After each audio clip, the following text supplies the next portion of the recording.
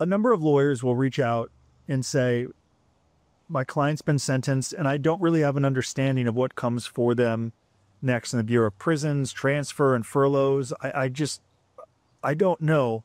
So Michael, can you touch on the .org site and get kind of into the nuts and bolts of what designations, furloughs, transfer, all of those things, because people, it could be in their future. Well, the one thing I'll say, if somebody's going into prison, they're really having to learn an entirely new way of living, because prisons are very different from any place they've experienced before if they've never been inside.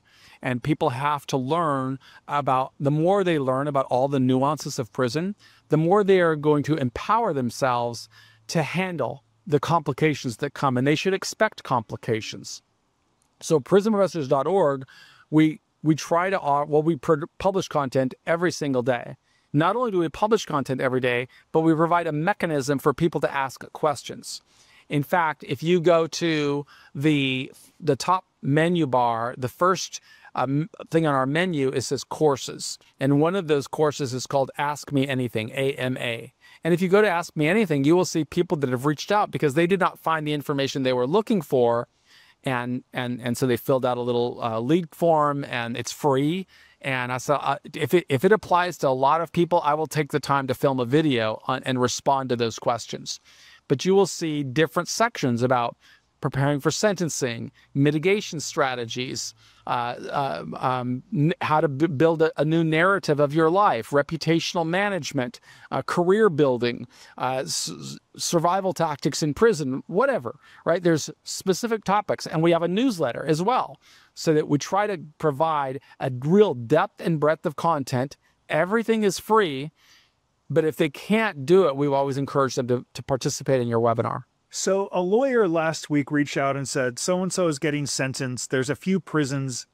Which one do you think we should ask for? That comes up a lot. You served time in a lot of prisons over a long period of time, and this comes up a lot. Would you talk more about, I guess, the mindset of serving time versus, oh my goodness, I ended up in this prison. I wanted another prison. I think one time you told me in prison something like, every prison's good. They were all fine. They're all fine.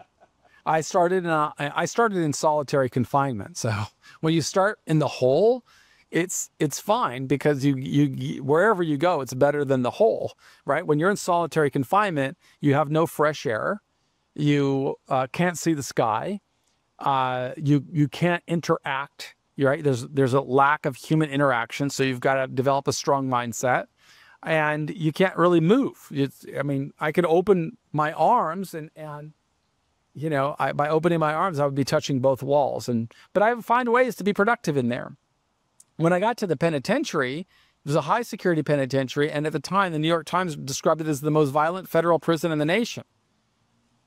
But I didn't know that. I only knew I got out of the hole, and here I'm in place, and I can see the blue sky, and I could walk around. And yeah, there's a lot of dangerous people here, but I could navigate my way through that. And I did, and I was fortunate to do that. And then I went to a medium security prison. And when I went to a medium security prison from a penitentiary, it felt like the entire world had just fallen off my shoulders. There was so much less stress in a medium from a penitentiary. And then I was there for a few years. Then I went to a low security prison. And again, oh my God, I can't even believe it. It's like I'm free. And people are complaining everywhere because they haven't been anywhere else.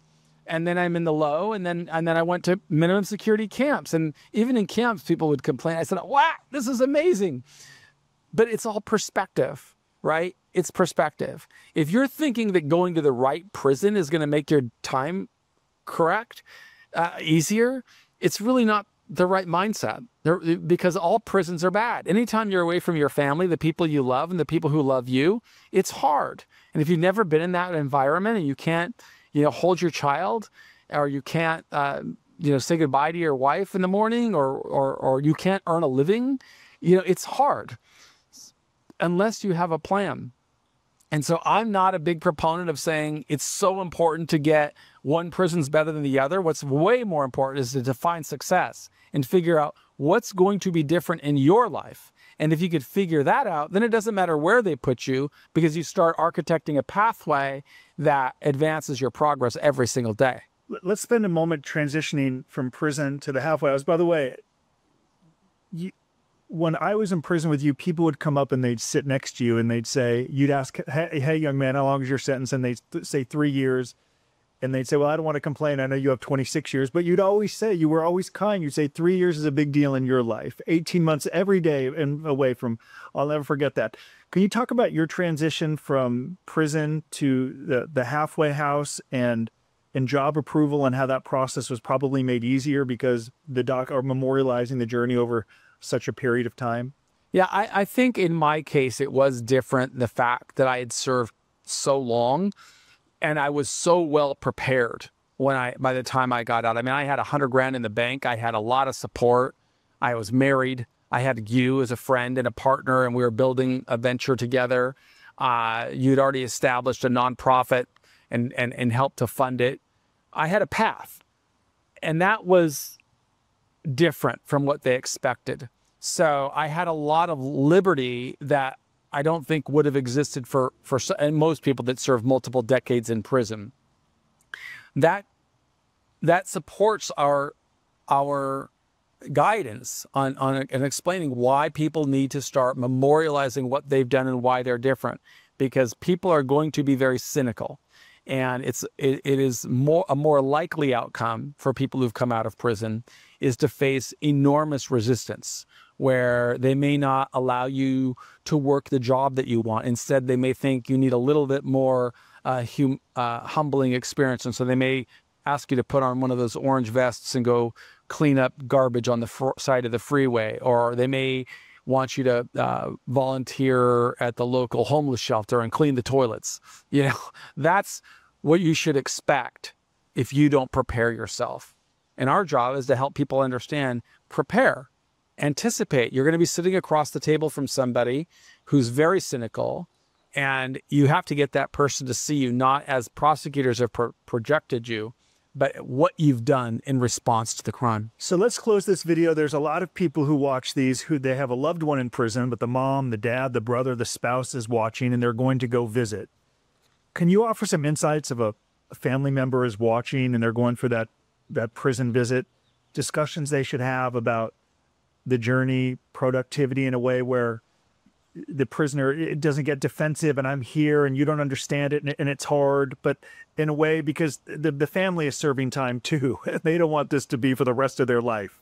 But we have so many family members who watch. It's one of the reasons that I recommend people spend a lot of time on the daily blogs at prisonwrestlers.org, because we write about this subject where we're giving ideas that we hope will prompt people to make better decisions. And it's when somebody says, you don't know what it's like to be in here, the only answer is, you're right. I don't know what it's like. But I read about this guy who did 15 years, and he's describing the challenges that he faced on the other side, and contrast that with this guy over here who did, 14 years or 13 years, and now he's thriving. Which one do you want to be? And maybe we can provide you with resources to help. And it should be this interactive effort where the person in prison is working and building and creating, and the family's engaged and involved and seeing, and they could do it together. And that's one of the reasons that we publish every day, is we want to give people new stuff every day. So that's how we'll wrap up this video. I highly encourage you, 10, 15, 20 minutes a day, spend some time on the .org site. The blogs, they're impactful. They'll help you. There's always a takeaway of something to do next. It's free. It's just an investment of your time to do it. And if you chip away at it every single day, you're going to be much further ahead. So I'm grateful for the platform and the content that's produced every day. You just have to spend time on it. Yeah. And if you have questions after you're going through it, I would encourage you to go to the webinar that Justin sponsors every week. Or the AMA. Ask an AMA. There's a lot of people that ask AMAs, but and I don't do personal work. I don't do that. My focus is on scale and changing the system. But if you have a personal question for your own case or your own loved one in prison, there's a webinar, and I would encourage you to enroll. That's free for members of our community, thanks to Justin's sponsorship. So appreciate you all for being a part of our community.